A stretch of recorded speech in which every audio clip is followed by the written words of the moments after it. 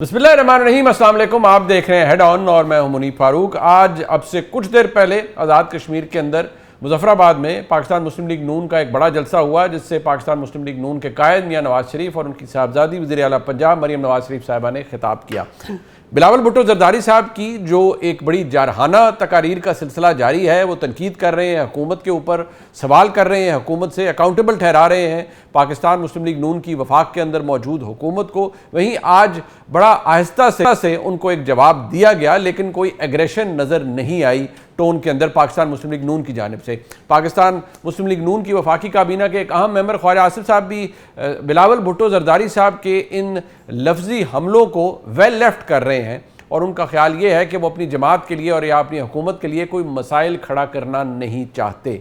मामला ये है कि इस इंतखाबी मार्के के अंदर क्या मुस्लिम लीग नून अपने जो स्टॉलवर्ड्स हैं, यानी अगर देखा जाए तो जो हैवी वेट्स हैं, उनको ऑलरेडी लॉन्च कर चुकी है, फर्स्ट ईयर लीडरशिप कैंपेन कर रही है, अपने कायद को वो आज मैदान में ले आए हैं। मरियम नवाज शरीफ साहिबा जो कि मियां नवाज शरीफ की साहबजादी हैं और जो मैं समझता हूँ कि मियां नवाज शरीफ का ट्रू रिफ्लेक्शन है, उनको वो इलेक्शन के अंदर ले आए हैं। तो इसके बाद पाकिस्तान मुस्लिम लीग नून के पास गुंजाइश नहीं रहती। क्या ये इंतखाब मुस्लिम लीग नून जीत पाएगी, हालात बेहतर होंगे या नहीं, ये एक सवाल अपने अंदर मौजूद है। दूसरी जानिब पाकिस्तान की सियासत के अंदर मसाइल वही हैं, तलातुम वही है कि पाकिस्तान तहरीक इंसाफ के मसाइल अपनी जगह मौजूद हैं। ना इमरान खान साहब तक रसाई, ना ही मामला बेहतर हुआ उनकी दवाई का, और रिहाई तो बहुत दूर की बात है।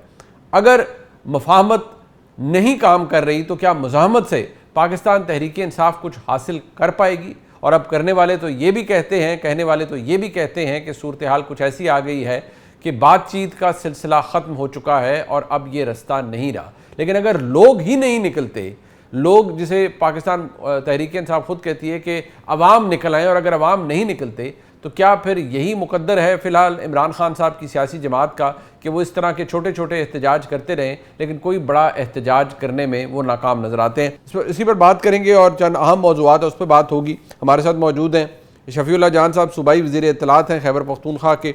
बहुत शुक्रिया शफ़ीउल्लाह जान साहब आपका। जनाब हुज़ैफ़ा रहमान साहब मरकज़ी रहनुमा हैं, पाकिस्तान मुस्लिम लीग नून के वज़ीर मुमलिकत हैं। बहुत शुक्रिया हुज़ैफ़ा साहब आपका हमारा साथ देने का। और जनाब रऊफ़ क्लासा साहब पाकिस्तान के नामवर सहाफ़ी हैं, किसी तारुफ़ के मुताबिक नहीं। रऊफ़ क्लासा साहब आपका बहुत शुक्रिया। एक बात की मैं ज़रा आपसे पहले शफ़ी साहब मैं थोड़ी सी आपसे क्लैरिटी लेना चाह रहा था। मुझे सिर्फ ये बता दें, क्या ये बात दुरुस्त है कि पाकिस्तान तहरीक इंसाफ ने बहसीत जमात, क्योंकि आप जमात की भी ज़ाहिर बात है रुकन है, नौरीन खान साहिबा के जो मुतनाज़ा बयान है उससे तो लाताल्लुकी का इजहार किया है, क्या ये बात दुरुस्त है? और दूसरा ये कि अलीमा खान साहिबा की जो स्ट्रीट मूवमेंट है, जो आजकल वो खैबर पख्तूनख्वा में जगह जगह एड्रेस कर रही हैं, उससे भी क्या पाकिस्तान तहरीक इंसाफ लाताल्लुकी का इजहार करती है, या आप उसे ओन करते हैं कि ये आपकी स्ट्रीट मूवमेंट है और वो अलीमा खान साहिबा आप इसको लीड कर रही हैं? सबसे पहले मुनीब साहब आपका शुक्रिया। जहां तक नौरीन नियाज़ी साहब का बयान का ताल्लुक है, वो उनका ज़ाती ख्याल तो हो सकता है, और जहां तक आपने पार्टी की बात की तो इंफॉर्मेशन सेक्रेटरी साहब को इस बात पे आप उनसे कांटेक्ट कर लें कि पार्टी का वर्जन वो बेहतर तरीके से आपको दे पाएंगे। अच्छा। लेकिन ये तहरीक इंसाफ का बयानिया नहीं है, ठीक है। उनका ज़ाती ख्याल ज़रूर हो सकता है। पाकिस्तान को दुनिया की कोई ताकत फिक्स नहीं कर सकती, क़यामत इंशाल्लाह पाकिस्तान कायम और दायम रहेगा। ठीक है। और इंडिया को हमने मार्का हक में धूल चटाई है। और अगर कोई ये सोचता है कि पाकिस्तान की जो बॉर्डर्स की बात करें तो पाकिस्तान की एक एक इंच की हिफाजत हमारी कौमी जिम्मेदारी है। पाकिस्तान हमारी ईमान का हिस्सा है। पाकिस्तान है तो हम सब हैं। बिल्कुल सही। पाकिस्तान है तो तहरीक इंसाफ है, पाकिस्तान है तो मुस्लिम लीग नून है, पाकिस्तान है तो पीपल्स पार्टी है, पाकिस्तान है तो मैं हूँ और आप हैं। पाकिस्तान से बढ़ के कोई चीज़ नहीं है। ठीक है। और जहाँ तक अलीमा आपा की आपने बात की, बिल्कुल हम उसको ऑन करते हैं। अलीमा आपा की जो इस वक्त वो डिफरेंट रैली से खिताब कर रही हैं खैबर पख्तूनख्वा में, अडियाला भी वो आती हैं, इमरान खान साहब के केसेस को भी फॉलो कर रही हैं। देखिए, इस वक्त जो भी इमरान खान साहब की बात कर रहा है, जो उसके लिए रैली निकाल रहा है, जो उसकी सपोर्ट में बात कर रहा है, तमाम लोगों की तारीफ भी बनती है, तमाम लोगों को सपोर्ट भी करनी चाहिए। बिल्कुल हम उसको ऑन करते हैं। ठीक। और ये जो जुनैद अकबर खान साहब का अपने वर्कर से, वोटर से, सबसे जो गिला है, इसको बहसीत, क्योंकि देखिए आप सूबाई वज़ीर इत्तलात हैं खैबर पख्तूनख्वा के, लेकिन आप जमात के भी रुकन हैं, आपके वज़ीर आला भी उसी जमात की वजह से वज़ीर आला हैं, आप भी उसी जमात की वजह से वज़ीर इत्तलात हैं। तो क्या आपको मायूसी होती है कि अब लोगों में वो जोश जज्बा या वलवला नहीं रहा जो कभी था इमरान खान साहब की रिहाई के लिए? लोग आपका वोटर सपोर्टर वर्कर थक चुका है, क्योंकि जुनैद अकबर खान साहब जो सूबाई सदर हैं खैबर पख्तूनख्वा के PTI के, उनको ये गिला है अपने वोटर सपोर्टर से। देखिए, जहां तक तहरीक इंसाफ की वर्कर का ताल्लुक है, वो नहीं तका और ना वो तकना जानता है। आपने जब भी देखा होगा कि जब भी कॉल की गई है, हमारा वर्कर रोड पे होता है और जो भी हदफ हम लीडरशिप देती है, उस हदफ पे वो पहुंच जाते हैं। ठीक है। जो जुनैद साहब की स्टेटमेंट की आप बात कर रहे हैं, वो शायद आप थोड़े अलग एंगल से उसको देख रहे हैं। अच्छा। उनके कहने का जो उनके एक बात किसी हद तक ठीक भी है कि आपने देखा होगा कि जब सवाबी में धरना हुआ, जब CM साहब को रोका गया या फिर अडियाला की बात हुई, आप जुनैद अकबर खान साहब से उससे पता कर लें, इवन आप मेरा फोन चेक कर लें, हमें हजारों मैसेजेस आते हैं। अच्छा। लेकिन जो मैसेजेस करते हैं वो खुद ग्राउंड पे मौजूद नहीं होते। अच्छा। तो जुनैद अकबर खान साहब का एक हद तक उनकी बात ठीक है, लेकिन हमारा वर्कर और वो हमारी ताकत है। हमारा वर्कर कभी भी पीछे नहीं हटा। जो भी टारगेट दिया गया, वर्कर वहां पे पहुंचा है। आम आवाम को निकलना होगा, आम आवाम से भी निकलने से ही बात बनेगी। देखिए, पूरा पाकिस्तान इमरान खान साहब के साथ है। 90% हमारा ये मानना है, 90% पाकिस्तानी जो हैं वो इमरान खान साहब के साथ हैं। अगर 90% पाकिस्तानी इमरान खान साहब के साथ हैं तो रोडों पे फिर 90% नजर भी आनी चाहिए। तो जुनैद अकबर खान साहब के कहने का मकसद ये था। ठीक है, यानी कि आप भी तस्लीम कर रहे हैं कि आपका वर्कर तो थकता नहीं है, लेकिन आम आवाम को निकलना होगा। आम आवाम नहीं निकलते इमरान खान साहब के लिए, नहीं निकल रहे, और जब तक वो नहीं निकलेंगे तो हुज़ैफ़ा रहमान साहब की हुकूमत को कोई ख़तरा नहीं है। तो हुज़ैफ़ा रहमान साहब वो तो निकलेंगे नहीं, क्योंकि वो तो अब तहरीक इंसाफ खुद कह रही है। आप ही चलें, थोड़ी सी गुंजाइश पैदा कर लें, कोई हालात बेहतर कर लें। अदलिया की शक्ल बदल गई, 26वीं 27वीं तरमीम, नया सुपर स्ट्रक्चर क्रिएट हो गया, जजेस की तैनाती हो रही है, नए तरीक़ेकार अपनाए जा रहे हैं। आपकी हुकूमत तो मजबूत से मजबूत तर होती जा रही है। ऑल्दो अदलिया के हवाले से तो अदलिया यही कहेगी कि हमारा मामला हुकूमत से उसका कोई ताल्लुक नहीं है, लेकिन आपके लिए देखिए आसानी कितनी है कि जो जुडिशल कमीशन का इजलास होता है, PTI के जो मोअज़्ज़ज़ अरकान हैं, जो जिन्होंने जाना होता है, वो भी बॉयकॉट कर देते हैं, नहीं जाते। यानी आपको फ्री हैंड मिले, जो जजेस की तैनाती के अंदर कोई डिसेंटिंग नोट भी ना आए, तो आपके लिए तो बड़ी आसानी है। फिर थोड़ी सी, मैं हमेशा कहता हूँ, वसअतुल क़ल्बी का मुज़ाहरा आप ही कर लें। जी शुक्रिया मुनीब साहब। गुजारिश ये है कि पहली बात तो आज शफी जान साहब ने जो कहा कि आवाम को निकलना होगा और आवाम नहीं निकल पा रही, तो मैं अक्सर औकात तहरीक इंसाफ के दोस्तों के साथ टॉक शोज़ में यही बात करता हूँ कि इलेक्टोरल सपोर्ट तो तहरीक इंसाफ के लिए मौजूद होगी, अच्छा, लेकिन वो इलेक्टोरल सपोर्ट जो है वो स्ट्रीट पावर में कन्वर्ट नहीं हो सकी। तहरीक इंसाफ के दोस्त नाराज़ हो जाया करते थे, लेकिन आज ये खुद मान रहे हैं। जाहिर है जो आपके सपोर्टर या वोटर होता है वो तो आपके साथ होता है और निकल आता है, लेकिन जाहिर है अगर आपने मासिस को जो है वो सड़कों पे मोबिलाइज करना है, वो तभी होता है जब आपके पास स्ट्रीट पावर हो, स्ट्रीट मूवमेंट हो, और अवामी जमे गफीर आपके साथ मौजूद हो। ठीक, वो जाहिर है तहरीक इंसाफ खुद इस बात को अब समझ रही है कि सूरत हाल वैसी नहीं है जिस तरीके से बयान की जाती है। ठीक। दूसरा जो आपने फरमाया कि बिल्कुल जुडिशल कमीशन के अंदर उसकी फॉर्मेशन चेंज हुई, लेकिन पहली मरतबा उसके अंदर पार्लियामेंटेरियंस को शामिल किया गया। अपोजिशन के लोग भी उसमें मौजूद हैं, हुकूमत के लोग भी उसमें मौजूद हैं, लेकिन सबसे बड़ी अक्सरियत उसमें जुडिशरी की मौजूद है। ठीक है। अगर जुडिशरी किसी नाम को लेकर आती है और वो जज बन जाता है तो उसका हरगिज़ मतलब नहीं है कि हुकूमतों की मुखालफत का सामना नहीं करना पड़ा। हाँ, अगर जुडिशरी हुकूमत के किसी मौक़िफ़ से इख्तलाफ कर रही हो और तहरीक इंसाफ के दोस्त उस मौक़िफ़ को सपोर्ट करें और वहाँ पर वोट दें, तो भी हुकूमत को कोई एतराज़ नहीं होगा। ठीक है। तो ये कहना कि हुकूमत अपनी मर्जी के जजेस लगा रही है या हुकूमत को कोई मुखालफत का सामना नहीं है, ऐसा हरगिज़ नहीं है। जुडिशल कमीशन की फॉर्मेशन अगर आप देख लें, 13 लोगों में से 5 लोग तो जजेस हैं उसके अंदर, और उसके अलावा एक अटॉर्नी जनरल है जो पहले भी हुआ करते थे, एक वजीर कानून है, तो 7 लोग तो ये हो गए। बाकी 5 पार्लियामेंटेरियन अगर उसके अंदर मौजूद हैं तो वो जाहिर है कल कला मुमकिन है कि तहरीक इंसाफ की हुकूमत हो और तहरीक इंसाफ को जो है ये मेजोरिटी मैसर आ रही है। और जो एक नुकता था 2008 में चार्टर ऑफ डेमोक्रेसी के वक्त, बानी तहरीक इंसाफ ने ये बात रखी थी कि पार्लियामेंट की मंजूरी के बाद जजेस की तैनाती होनी चाहिए, क्योंकि पार्लियामेंट तमाम इदारों की माँ है और ज़ाहिर सुपरमेसी ऑफ पार्लियामेंट होनी चाहिए, ना कि सुपरमेसी ऑफ जुडिशरी होनी चाहिए। तो एक तो बात ये है। दूसरी बात है कि बानी तहरीक इंसाफ की, मुझे नहीं पता कि आपने जो सवाल किया उसमें आपका मकसद उनकी रिहाई से मुतालिक जी हाँ, मेरा जी हाँ, मौक़िफ़ थोड़े जानना था नहीं या चले, रिहाई तो उनकी बात की मुलाकात? बात है ना, थोड़ी सी सहूलतें, गुंजाइश, मुलाकात, इलाज, ये इसकी बात सहूलतें कर रहा हूँ। देखिए, जी, जी। देखिए, गुज़ारिश ये है कि मैं फिर आपको गुज़ारिश करूँ कि जो एहतजाज है, जलसे हैं, अगर ये किसी सियासी जमात ने अपनी मकबूलियत के ज़ोर पर करने हों, तो ना उसे एनओसी की ज़रूरत होती है, ना उसे कर्फ्यू रोक सकते हैं। अब बाबा के साथ हो, वो ठीक, एनओसीज़ भी आपको मिल जाया करते हैं, और अगर उन्होंने साथ हो तो एनओसी आपकी राह में रुकावट नहीं बन पाते। अवामी मकबूलियत इतनी बड़ी चीज़ होती है। दूसरी बात जो बानी तहरीक इंसाफ को सहूलियात के हवाले से है, इसमें बानी तहरीक इंसाफ की बहनें, सर नाम जो ज़ाहिर है बहनें सबकी सांझी होती हैं, लेकिन जो यहाँ सियासी बात आ रही है, लेकिन वो उसको खास तौर पे अलीमा खान साहिबा सियासी मकसद के लिए उसे इस्तेमाल कर रही हैं, चाहे वो बीमारी हो भाई की, चाहे मुलाकातों का मामला हो।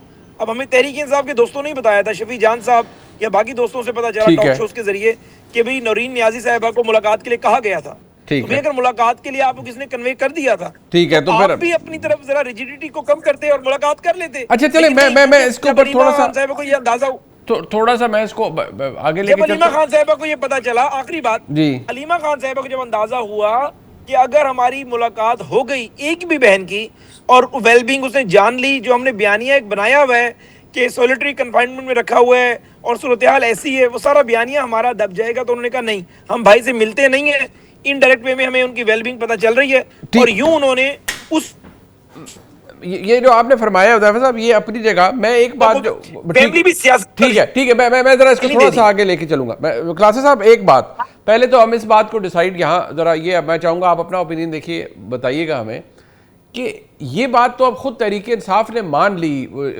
शफी जान साहब ने भी, सब ने, कि वर्कर नहीं थका पर लोग नहीं निकलते, जितने लोग निकलने हैं वो नहीं निकलते। इसका मतलब है कि जब आज ही वो ये कह रहे हैं, जुनैद अकबर खान ही कह रहे हैं कि मुफाहमत का रास्ता ख़त्म हो चुका है, मज़ामत के लिए लोग निकलते नहीं हैं, तो वो क्या कहते हैं, वो फेट कंपनी, वो समझ लिया कि बस ठीक है, अब यही अब फेट है सियासी, जब हालात बदलेंगे तो बदलेंगे, अदरवाइज कुछ नहीं होगा। बहुत शुक्रिया आपका, आपने अपने शो में मुझे इनवाइट किया। मैं अपने दोस्तों की गुफ्तगू सुन रहा था बड़े गौर से, शफी जान साहब की भी और हुज़ैफा रहमान साहब की। तो मेरा ख्याल है जो डिबेट बड़ी अगर जिस नुक्ते पे अहम हो रही थी वो ये है कि वर्कर जो है, कि वर्कर आपके लिए सड़क पे आएगा या आपको वोट डालेगा, ये बड़ा एक अहम इशू है। एक वर्कर की अपनी एक लाइफ होती है, उसकी अपनी एक फैमिली है, उसका अपना एक बिजनेस है, उसका एक सोशल सर्कल है, उसके बच्चे हैं, तो उसने बच्चे को स्कूल भी छोड़ना है, उसने उनको वहां से देना भी है, डेली की उसने इनकम भी करनी है। वो भी गुरेला नहीं है, वो भी खुदा ना खासा वो दहशतगर्द नहीं है, वो के अंडरग्राउंड कोई माफिया का रुकन नहीं है। उसका काम ही है कि उसने हर हफ्ते जाके किसी भी पार्टी में बात करो, मैं तो आपको मिसाल भी दूंगा, पीपल्स पार्टी में बात देखी कि वो डंडे उठाए, जोटू कराटे सीखे, वो पेट्रोल बम बनाना सीखे, जाए लड़ाई झगड़े पड़े और फिर उसको गिरफ्तारियां कराए, बेचारा कुट के हाथों पांव अपने अपने आके मजूर करवाए, या बास केसेस में जैसे यहाँ पे जिना एवेन्यू पे हुआ था, 10-12 बेचारे कैजुअल्टीज हो गई थी पिछली दफा, पीटीए के हमारे दोस्त हैं। अब ये सब करने के लिए तो वो नहीं है यहाँ पे। अच्छा होंगे कुछ लोग, मान लिया 10,000 5,000 मोटिवेट करके कोई भी पार्टी उनको ले आएगी, लेकिन सवाल ये है कि क्या पॉलिटिकल पार्टीज को जो एजुकेशन है वो इस मोड में लेकर जानी चाहिए कि लोगों की जिंदगी खराब हो, उनके घर खराब हो, उनके बिजनेसेस खराब हो, उनकी उनकी फैमिलीज अफेक्ट हो और उनकी डेली लाइफ हो, और ये कहना है कि रियासत क्यों ये काम करती है, तो रियासतें तो ये कुछ करती है। इंडिया में देखने चल रियासत, अच्छा हमारे यहाँ तो चलो फौजी हम मान लेते हैं बड़ा वो पावरफुल है, बैठे हुए हैं, रियासत हमारे एस्टेब्लिशमेंट के कब्जे में है, सारी पॉलिसी ये चला रहे हैं, जमहूरियत नहीं है हमारे अंदर, जमहूरी रवैया नहीं है, हम डेमोन्स्ट्रेशन नहीं होने देते, हम यहाँ पे लोगों को सड़कों पे नहीं आने देते, मारपीट करते हैं, गोलियां चलाते हैं, बिल्कुल मान लीजिए हमारे यहाँ होती है ये दीज थिंग्स हैपन, और हर दौर में होती रही है और होती रहेंगी आगे भी। इंडिया के बारे में क्या कहेंगे? कल वहाँ पे स्टूडेंट्स हैं 70-80 हजार लाख के थे, उनके साथ क्या असर हुआ कल के? उनके सीन देख के आपका दिल दुखता है, वो भी किसी के बच्चे हैं, मतलब वहाँ पे स्कूल कॉलेजेस तक के बच्चे हैं जिसको बुरे तरीके से उनके साथ टॉर्चर किया। हम तो चलो चार माशाल्लाह गुजारे हैं ना, हमारे यहाँ तो वो नहीं है, टॉलरेंस लेवल नहीं है, रियासत हमारी बेरहम है और हमारे इदारे भी बेरहम है, सारा कुछ हम देखते हैं यहाँ पे। लेकिन व्हाट अबाउट द इंडिया, जहाँ पे मतलब 80 साल से अनइंटरप्टेड एक जमहूरियत रही है, इदारे बने हैं, 2 साल अगर उनके उनके आप इमरजेंसी के निकाल दें, इंदिरा गांधी के 75 से 77 तक, अगरचे वो एक तरह की वो सिविलियन प्राइम मिनिस्टर ही थी, तो बाकी तो इंडिया में कभी फौज भी नहीं रही, इदारे भी नहीं रहे, वहां पे इस तरह की इंटॉलरेंस क्यों है? वहां पे रियासत ने जो बुरे तरीके से कल इंडियन स्टूडेंट्स को मारा पीटा है, जिसमें पूरा इंडिया और पूरी दुनिया हैरान है। आज हम देख रहे हैं किसान निकले हुए वहां पे, सो थर्ड वर्ल्ड के कंट्रीज में ये बिल्कुल कॉमन सी चीज है और ये सारी हुकूमतें करती हैं। आप और मेरे जैसे लोग जो है हर हुकूमत के साथ आके ये लड़ाई लड़ रहे होते हैं, हर अपोजिशन के साथ हमारे हमदर्दी होते हैं, वही अपोजिशन पावर में आती है वही काम शुरू कर देती है जो उसके साथ होता था। आप और मैं क्या कर सकते हैं, कंडेमनेशन कर सकते हैं, हम बात कर सकते हैं, जो हम करते रहते हैं। आपको छोटा सा वाक्य सुनाऊं जी, यहाँ से वर्कर बाहर क्यों नहीं आता। ये सर ये 10 सितंबर 2007 की बात है जब नवाज शरीफ साहब लंदन से आ रहे थे, मैं अरशद शरीफ और एक और भी हम उसमें जहाज में शामिल थे जहाँ पे उस नवाज शरीफ साहब आ रहे थे। और मुझे याद है वहां पे लंदन पे जब रवाना होने लगे थे तो मियाँ साहब को पता क्या तस्वर दिया गया था। जी, जी, मियाँ साहब उन्होंने कहा जनाब आप जब इस्लामाबाद उतरेंगे इतना इतना ये क्राउड होगा, इतने लोग होंगे, जनाब मुशर्रफ से तंग है, पूरा मुल्क तंग है, आप पॉपुलर हैं। वही वाली बात जो मेरे भाई शफी जान ने कि 90% से ज्यादा लोग आपका इंतजार कर रहे हैं, आप उतरेंगे। बल्कि उनके अल्फाज थे, मैं सुन रहा था, मैं ये सुनी सुनाई बात नहीं कर रहा, मैं वहां मौजूद था जब गुफ्तगू मियाँ साहब से हो रही थी। अब मैं नाम नहीं लेता जो साहब कर रहे थे। उन्होंने कहा मियाँ साहब ये तारीख में, इंसानी तारीख में ये दो ही ये बड़े इस्तकबाल हुए। उन्होंने कहा या तो 79 में ईरान में खामनेई साहब का हुआ था या आज आपका होने वाला है। I am neutral to that. अब जाए तो सही सर, देखें इसे क्या कुछ होता है। और जब हम पहुंचे यहाँ पे, अब मजे की बात सुने, जब पहुंचे यहाँ पे इस्लामाबाद की फजाओं में, अब मियाँ साहब फोन करें वहां से, उनको सैटेलाइट फोन था, नीचे सारे फोन बंद। एयरपोर्ट पे उतरे तो लगता है कर्फ्यू उतरे, ये लगा एक भी वर्कर आपको। अच्छा हाँ, ये भी कहा उन्होंने कि जब आप एयरपोर्ट पे उतरेंगे जनाब मुशर्रफ कुछ भी कर रहा था, आप शेयर पास वजीर दाखिला थे मेरा ख्याल है, जनाब आप आएंगे लोग आपको ये पूरा एयरपोर्ट रैंडसाइड कर देंगे, तोड़ते टूटते रुकावटें आके आपको जहाज के अंदर से उठा के और सीधा आपको लाहौर ले जाएंगे जीटी रोड से और आप मुल्क फतह कर लेंगे। और मियाँ साहब इसी ही इंप्रेशन के नीचे थे कि यही कुछ होने वाला है। और एयरपोर्ट पे फिर जनाब एक बंदा नहीं था ना बंदे की जात थी। और जिस तरह मियाँ साहब को उन्होंने पकड़ के और जिस तरह ह्यूमिलिएटिंग इंसल्टिंग तरीके से डिसग्रेस करके कमांडोज ने आके पकड़ा, परवेज इलाही साहब की फोर्स थी, एलीट फोर्स, उन्होंने पकड़ा और पकड़ के जिस तरह जहाज में जाके फेंका, मैं उसको विटनेस सुन सकता। और वही हुकूमत और ये बात करें 10 सितंबर की, वो अक्टूबर में वापस आई और 2008 में इलेक्शन जीत गए थे पंजाब का। आपके सामने पता ये हो गए, शहबाज शरीफ वजीर आला बन गए। सो एक वर्कर आप इकट्ठा नहीं कर सके, लीडर आपके नहीं है, घरों में बैठे रहे, पुलिस को बुला के गिरफ्तारी नवाज लीग देती थी। इनसे पूछा तो आपका बंदा गया था एयरपोर्ट पे, उस वक्त कहते थे हमारे साथ जुल्म हो रहा है। अब सेम जुल्म ये कहते हैं, ये पीटीए के वो कहते हैं हमारे साथ। तो पीटीए जब पावर में थी तो आपको पता है कि 90% ये नवाज लीग जो है जेल में थी, जरदारी साहब जेल में थे, शहबाज शरीफ साहब जेल में थे, मरियम साहब थी, नवाज शरीफ साहब थे, मतलब उस शहर का बात। तो ये वो पैकेज है, लास्टली ये वो पैकेज है, ये वो कॉन्ट्रैक्ट है जिस पे तमाम पॉलिटिकल पार्टीज ने साइन किया हुआ। ठीक है, एक दूसरे को जेलों में डालें, वर्कर को टार्चर करें, उनको गोलियां मारें, उन बेचारों को हाथ पांव तोड़े, वो फिर भी हैं, इनको उठाए, अपने सरों पर बिठाए, जाके ताज पहनाए और बल्ले बल्ले करें, फिर ये हट जाए, फिर दूसरे आ जाए। एक सही कल है सर जी, आप भी देख रहे हैं, हम भी देख रहे हैं। शफी जान साहब, एक बात जो अलीमा खान साहिबा की है मैं सिर्फ आपके सामने रखना चाहूँगा, वो जब किसी जगह एड्रेस कर रही होती हैं तो वो क्या जो वो फिर उसका अपना उनका एक असेसमेंट होती है, वो ज़रा देखने की बात है। नहीं आता, हमें कोई जलसा कबूल नहीं है, हम जाएंगे ब्याला। अब 10,000 लोग नहीं जाएंगे ब्याला, अब लाखों लोग जाएंगे ब्याला। ये कहीं रोकेंगे, अब उधर ही बैठ जाएंगे। हमने अब फैसला करना है, अगर ये आपको रोकेंगे, अडयाला जेल पंजाब रोकेगा, फिर हम कैदी बंद कर देंगे। अच्छा शफी जान साहब, लोग बजाते खुद निकलते नहीं हैं। जुनैद अकबर खान साहब कहते हैं मफाहमत का फ़ायदा कोई नहीं है। मुज़ाहमत आपने लास्ट अटैम्प्ट जो थी वो करके देख ली थी 2024 नवंबर दिसंबर का जो वाक़या हुआ या उसमें जो हुआ, तो अब आपके पास क्या ऑप्शन है सियासी तौर पर? माजरत के साथ आप लोग बिल्कुल एक बंद गली में हैं सियासी तौर पर, आपको ना हुकूमत कोई स्पेस दे रही है, ना मुक़्तदरा की तरफ से आपके हालात उनसे ठीक होते, ना खान साहब के केसेस लगते हैं। तो आपने समझ लिया है कि बस अब वो कहते हैं ना अल्लाह का आसरा है, जब हालात तब्दील होंगे तो उसी से कोई भला होगा आपका? नहीं, एक सोच जो डेवलप हो रही है मुनीब साहब, वो ये है कि मजम्मत से ही मफाहमत का रास्ता खुलेगा। अब वो मजम्मत कैसे करेंगे, उसके लिए प्लान बनाया जा रहा है। पार्लिमानी पार्टी का इजलास हो चुका है। देखिए 3 साल 5 अगस्त को इमरान खान साहब के अगवा को हो जाएंगे। अगवा का लफ्ज मैं इसलिए इस्तेमाल कर रहा हूँ कि वो कैदी नहीं है। अच्छा। कैदी के अपने हुकूक होते हैं। इस वक्त इमरान खान साहब को कोई भी हक उसको नहीं मिल रहा जो उनका बुनियादी हुकूक है।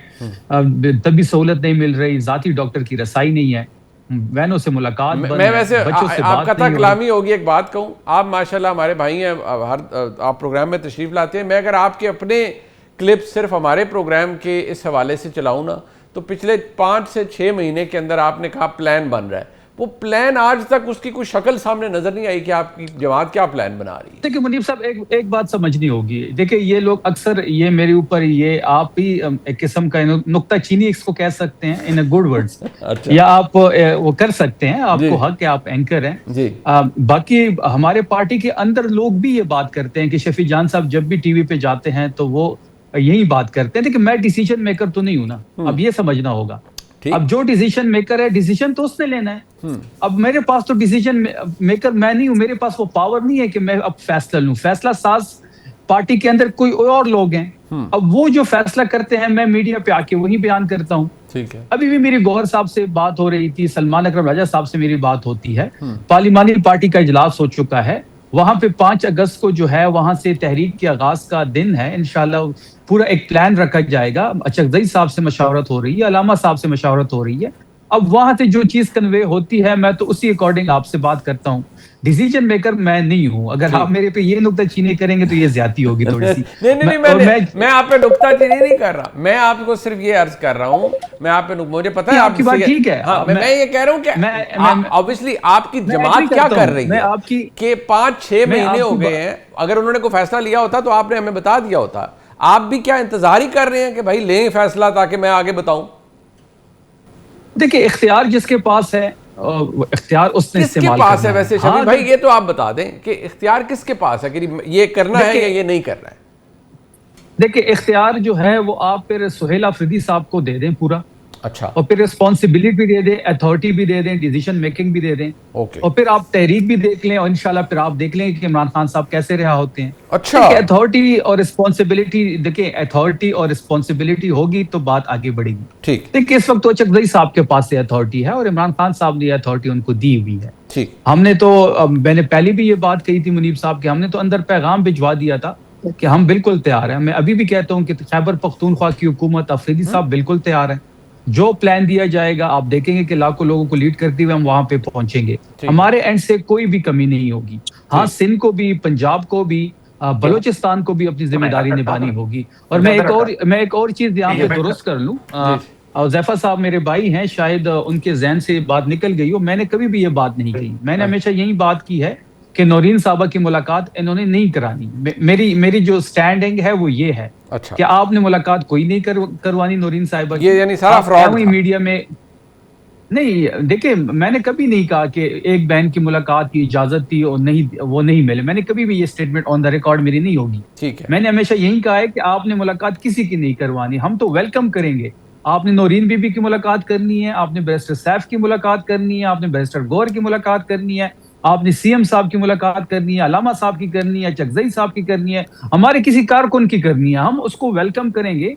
हम चाहते हैं कि कोई अंदर जाए, खान साहब से मुलाकात करे, उनकी सेहत के बारे में दरियाफ्त करे, उनसे आगे का लाएमल डिस्कस करें, पार्टी के बारे में बातचीत हो। हम तो वेलकम करेंगे। हम क्यों नहीं चाहेंगे? अगर हमें कोई अपॉर्चुनिटी मिलती है मुलाकात की, हम क्यों उसको अवेल नहीं करेंगे?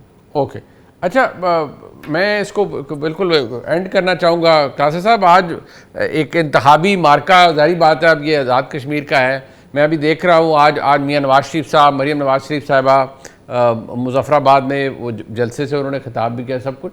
आपको लगता है कि वहाँ तो एक बिल्कुल लिमिटेड एंट्री थी, मियाँ साहब गए, मरीम बीबी अलील थी वो नहीं जा सकी, लेकिन आपको लगता है कोई फ़र्क पड़ेगा यहाँ इस इतनी, जैसे कहते हैं ना PMLN, इससे ज़्यादा तो और किसको ले जाए? मरीम नवाज शरीफ वहाँ चली गई, जनाब मियाँ नवाज शरीफ साहब चले गए, तो फ़र्क पड़ेगा? मेरे ख्याल है जब बलूचिस्तान का वो इलेक्शन हो रहा था तो उस वक्त भी हमें यही तस्वीर दिया गया था नवाज लीग की तरफ से कि मियाँ नवाज शरीफ साहब जा रहे हैं और फिर इसके बाद वो तख्ता उलट जाएगा, सीटें जीत जाएंगी, हुकूमत बन जाएगी। मियाँ साहब ने साफ ज़ाहिर अपने काम वगैरह जो भी थे उनको गिनवाए और फिर मियाँ साहब एक दिन के बाद वापस चले गए। शायद उन्हें बताया गया जनाब के आपको, बल्कि इस पर तनकीद भी हुई कि मियाँ साहब को लॉन्च करके आप गलती करेंगे, कल को रिजल्ट अगर आपकी मर्जी के ना आए और आप इलेक्शन हार गए तो कहा जाएगा देखे जी कि मियाँ नवाज शरीफ साहब ये खुद भी गए लेकिन इसके बावजूद भी लोगों ने वोट नहीं डाला। सो इस तरह का तजर्बा हमने देखा है। गिलगित में तो काम हो चुका है कि मियाँ साहब के जाने से बहुत बड़ा फर्क नहीं पड़ा। ठीक है, वो 4-5 सीटें वगैरह जो उन्होंने ली हैं ठीक। तो सेम मैं समझता हूँ कश्मीर में भी, अगरचे वो ये कहेंगे कि कश्मीर के हवाले से माजी में उनकी हुकूमतें भी रही हैं, उनकी पार्टी ज्यादा स्ट्रांग भी रही है, प्रेजेंस भी बढ़ी है उनका कश्मीर के हवाले से, वो अपना जो भी दावे वगैरह उनके रहते हैं सेटलमेंट करने की कोशिश की, हल करने की कोशिश की, सो उनके उनके क्रेडेंशियल्स कंपैरेटिवली कश्मीर में बेहतर है अगर देखा जाए। लेकिन हैविंग सेड ऑल दिस, उनके जो मिनिस्टर है जो बात वो कहते हैं, बिलावल कह रहे हैं कि ख्वाजा आसिफ साहब के बयान हैं या दीगर बुजुर्ग के जो बयान हैं, तो मेरा ख्याल है वो इतने वो अननेसेसरी थे, इतने वो गुस्सा दिलाने वाले थे कश्मीरियों को कि मियां साहब का जाना ना जाना तो बहुत बड़ा डेंट नहीं पा सकेगा। बल्कि बिलावल की अगर आप देखें तकरीरें जो हैं वो ज्यादा उसके साथ सुनी गई हैं, या उन्होंने पॉइंट आउट किए हैं, या उन्होंने ख्वाजा आसिफ के उन्होंने कौमी असम्बली में मुंह पे बड़ी सख्त तकरीर की, बस प्रेसिडेंट इन द पार्लियामेंट जब ख्वाजा आसिफ ने तनकीदें की और बहुत सख्त की, जिसमें ख्वाजा साहब ने जवाब नहीं दिया। और बाद में उनका ख्वाजा साहब का मुझे मैसेज आया, मैंने कॉलम लिखा कि ख्वाजा साहब बूढ़े हो गए हैं या क्या हो गया कि आप वो बहुत सारी चीजें लेफ्ट करते हैं, जवाब नहीं देते। नहीं तो ख्वाजा साहब जो है वो किसी को जाने नहीं देते होते थे जवाब दिए बगैर। लेकिन वो उन्होंने बिलावल के केस में हमने देखा है कि जवाब नहीं दिया। तो ख्वाजा साहब को मुझे मैसेज आया जब मैंने कॉलम लिखा, मैं जब अपने प्रोग्राम में बात की ख्वाजा साहब बूढ़े हो गए, तो कहने लगे नहीं ऐसी बात नहीं है, तो मैं अपनी पार्टी के लिए कोई मसाइल नहीं पैदा करना चाह रहा था जवाब देकर। लेकिन हैविंग सेड ऑल दिस, ये जो भी मियां साहब के जाने से आई डोंट नो कि कितने परसेंट इम्पैक्ट पड़ सकता है, लेकिन मुझे नहीं लगता कि उनकी पार्टी का जो स्टैंड रहा है 12 सीटों को जिसके खिलाफ सारी मूवमेंट चली है उनको भी बहुत ज्यादा पजीरा ही मिल सके। वो एक ही हो सकता था, वो जाए यहाँ पे कहें ठीक है ये हमारी पार्टी इलेक्शन जीतने के बाद 12 सीटें खत्म कर देगी, तो शायद फिर मेरा ख्याल है उनको बहुत बड़ी स्वीपिंग वोट पड़ जाए तो पड़ जाए, अदरवाइज मुझे मुश्किल लगता है। मैं शुक्रिया अदा करूंगा जनाब हुज़ैफर रहमान का, शफीउल्लाह जान साहब का और रऊफ क्लासा साहब का। इस वक्त मेरे साथ मौजूद हैं जनाब एयर कॉमोडोर रिटायर्ड जनाब खालिद चिश्ती साहब। बहुत शुक्रिया सर आपका। सर सबसे पहले क्योंकि बहुत कुछ हो रहा है और आप हमेशा कहते हो आपकी रहनुमाई हम लेते रहते हैं, सबसे पहले तो इरानियन इंटीरियर मिनिस्टर का पाकिस्तान आना, उनकी मुलाकात फील्ड मार्शल से हो गई है, प्राइम मिनिस्टर से हो रही है, ये क्या सिग्निफाई करता है? कुछ हो रहा है, नेचुरली पाकिस्तान का स्टेक तो इसके अंदर है, we have played our part, but अब एग्जैक्टली क्या हो रहा है? इस मीटिंग की या इस विजिट की सिग्निफिकेंस क्या है? बहुत शुक्रिया मुनीब साहब, आपने इनवाइट किया।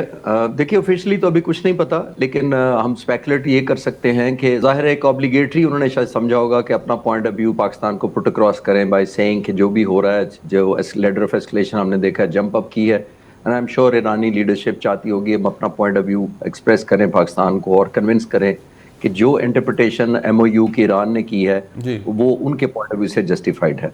और इंटरप्रिटेशन क्या की है उसके ऊपर हम अलहदा बात कर लेते हैं। वो एक अलहदा लेटर ऑफ एस्केलेशन जो ईरान कर रहा है अपरेंटली तो बड़ी स्ट्रेंजली देखी जा रही है ग्लोबली, लेकिन मुझे एक एलिमेंट जिसको कहते हैं ना मेथड इन द मैडनेस थोड़ा नजर आता है। प्रेसिडेंट ट्रंप ने, मेरा ख्याल ये है कि इसको रिविजिट किया था कि मैंने शायद बहुत ही कॉम्प्रोमाइज्ड MOU किया है, खासतौर पर हम जैसे और आप जैसे लोगों ने भी कहा कि पहले पैराग्राफ में 3 जगह लेबनान का जिक्र है, तो इसका मतलब है कि आपने इतना वैल्यू किया है सेंसिटिविटी ईरान की। उसके बाद मुझे लगता है उन्होंने रिव्यू किया, जिसका मतलब है आपको याद होगा कि शुरू में बातें करते थे कि 36 बिलियन रिलीज होंगे, फिर 24 बिलियन हो गया रिलीज करेंगे, फिर 12 बिलियन हो गया, फिर उन्होंने कहा कि कोई हम पैसे दे ही नहीं रहे। ट्रस्ट डेफिसिट मुनीब साहब तब हुआ जब मेरा ख्याल है कि ईरान ने कनाइवेंस किया ओमान को और मिडल ईस्ट के ममालिक को कि जो स्टेट ऑफ हॉर्मुज़ है ईरान तो नहीं खोलने दे रहा, लेकिन ओमान जो अपनी कोस्ट की साइड है, जो सदर्न साइड है, वहां से शिपमेंट को गुजरने दे, ताकि ईरान का वो जो एक अजारादारी कह लें या उसका एक ऑलमोस्ट मैनिफेस्ट कर रहा है अपनी कंट्रोल, वो ब्रेक किया जा सके। अगर वो ब्रेक हो जाता तो ईरान को पता है कि उसका कंट्रोल लीवरेज खत्म हो जाता बातचीत का। तो आपने देखा कि वो उसने नाकाम किया बाय हिटिंग इवन कतर और सऊदी अरब के टैंकर्स को भी हिट कर दिया बाय सेइंग ईरान ने अपनी तरफ ये कोशिश की कि चाहे आप यहाँ से या वहाँ से रिट मेरी ही होगी। ये दूसरी एक और एलिमेंट भी हुआ, ये ईरान समझा कि ये ब्रीच ऑफ ट्रस्ट अमेरिका ने किया है। मुझे ऐसा लगा, ये मेरी अपनी इंटरप्रिटेशन है, कि ईरान को लगा कि यहाँ पे मेरे साथ हर जगह पे गुड कॉप बैड कॉप खेला जा रहा है। अब ऐड करें थोड़ा सा हिस्टोरिकली, मैं सॉरी थोड़ा सा लंबा जवाब इसलिए दिया कि हम हिस्टोरिकली कनेक्ट कर पाएं। 2013 नवंबर में JCPOA साइन हो गया था इंटरिम एग्रीमेंट, उसके 25 महीने बाद दिसंबर 2015 में फॉर्मल हो गया। इस मुआहदे को 25 महीने लगे, जिसके अंदर एसेट रिलीज होने थे और सैंक्शंस उठनी थी। आप रिकॉल करें जरा, लास्ट टाइम आपको याद होगा 8 ton nuclear enrich material Iran ने वॉलंटरली कैस्पियन सी के रस्ते रूस के हवाले कर दिया था। तो अब तो सिर्फ 400 किलोग्राम की बात हो रही है, तो 8 टन जब दे के भी उसको कंपनसेशन नहीं मिली तो एक ट्रस्ट डेफिसिट है। और मोस्ट इंपॉर्टेंट, जब आप बाद में बात करना चाहेंगे, मैं यहाँ पे क्लोज करूंगा कि जो ईरानी अभी जो जनाजा हुआ खामेनेई साहब का, उसका जो रिस्पॉन्स वो शायद ईरानी लीडरशिप पे एक और कर्ज चढ़ गया है, उसकी कहेंगे तो मैं बाद में बात करूँ। ठीक, अच्छा, सिंस आपने उसको you brought it up sir, तो एक तो ये बताइए कि ये जो फिर जो रिएक्शन अब आ रहा है ईरान की जानिब से, उसने अपेरेंटली जो जिन्होंने इसके अंदर इंटरलॉक्यूटर्स थे, obviously Qatar played a part, but Qatar is also annoyed with Iran now. UAE की तरफ से रोज़ वहाँ की फॉरेन मिनिस्ट्री स्टेटमेंट्स इशू कर रही है कि सैनिटी वापस आए या नहीं, सीज फायर हो या हालात बेहतर हो। Qatar is apparently very upset with what the Iranians are doing. So ये इंडेटेडनेस है टूवर्ड, या उस भार है उस फ्यूनरल का which you have just pointed out, जिसकी वजह से ये एग्रेशन है, और क्या is it a cost to bear जो ईरान कर रहा है बाय एंटेगनाइजिंग एवरीबडी?